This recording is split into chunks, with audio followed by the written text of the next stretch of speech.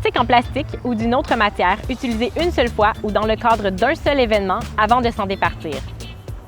En fait, il s'agit d'un article que l'on va utiliser pour un seul événement et qui devra être reproduit pour l'édition suivante.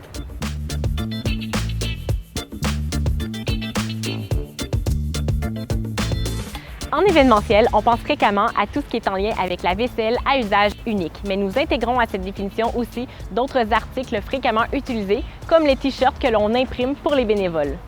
La plupart du temps, ceux-ci ne vont être utilisés que 2 à 3 fois et ne seront plus reportés par la suite. Posons-nous donc les questions suivantes. Est-ce vraiment nécessaire d'avoir des articles d'identification pour le personnel et pour les bénévoles? Si les membres du personnel possèdent déjà des t-shirts aux couleurs de l'événement, peuvent-ils les utiliser? Peut-on autoriser des t-shirts des anciennes éditions à l'événement? Je recommanderais d'utiliser plus des dossards que des t-shirts parce que les dossards ils sont plus facilement lavables et réutilisables. Il faut aussi faire attention à ne pas imprimer de date ou de logo de partenaire qui ne serait pas là l'année suivante.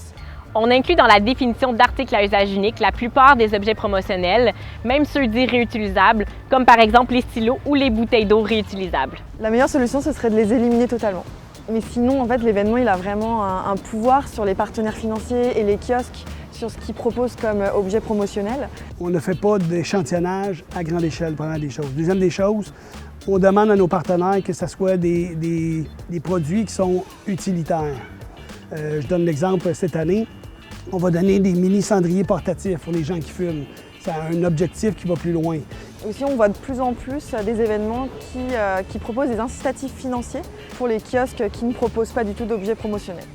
C'est un enjeu qui n'est pas facile parce que il y a un enjeu économique, tu veux donner de la visibilité, mais tu ne veux pas avoir trop d'impact. Mais on les sensibilise, on s'en va vers ne plus en avoir. Depuis 2 ans, là, on leur demande, OK, qu'est-ce que vous avez comme produit? On essaie de les éliminer. On ajoute un troisième article à la définition d'article à usage unique, soit les affiches imprimées en carton ou en plastique, en coroplaste par exemple, et les bannières en vinyle lors d'un événement. On a vraiment un système où est-ce qu'on est capable d'entreposer toutes les affiches, de s'assurer de les garder en belle qualité, les trier, les entreposer, les inventorier. On réutilise beaucoup les bannières, donc on s'assure de ne pas avoir de date, de ne pas avoir de journée, par exemple, attachée à une date spécifique. On n'utilise pas de dégradé ou ça nous permet aussi de rajouter des autocollants, des fois si on veut changer une petite information sur une affiche au lieu de la réimprimer au complet. Donc, on a créé des affiches qu'on pouvait coller directement sur les anciennes affiches qui figuraient sur les îlots de tri.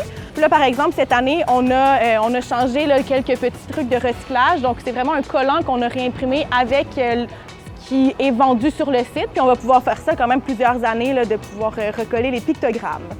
L'année dernière, ils ont décidé d'abolir complètement la programmation papier.